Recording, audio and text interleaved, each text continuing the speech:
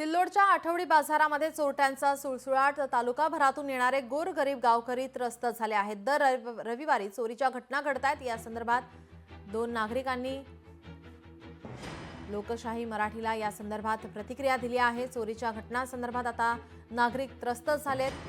दर रविवारी या चोरीच्या घटना समोर येत आहेत।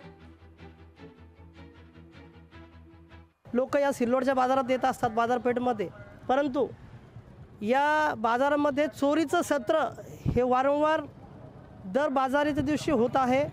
लोकांचे मोबाईल चोरी जात आहेत, त्या दिवशी गाड्या चोरीला जातात, त्यांचे महिलांचे पर्स जे काही आहेत त्या पर्स चोरीला जातात, चैन वगैरे जे असतात ते चोरीला जातात।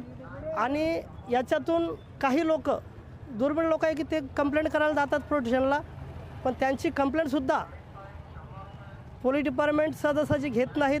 सिल्लोड शहरांचा विस्तार वाढत असल्यामुळं या ठिकाणी बाजार हा दुसरीकडे हलवणं गरजेचं आहे, नंबर 1।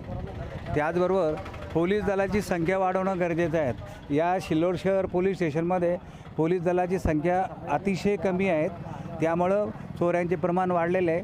आपण जर बसस्टँडवर बघितलं तर बसस्टँडवर ते महिलांचे चैन चोरीला जाणे, त्याचबरोबर बाजारामध्ये मोबाईल चोरीला जाणे, त्याचबरोबर पाकिट मारणे, ही संख्या वाढत आहेत। लोकशाही मराठी ऐका, पहा, जागरूक रहा।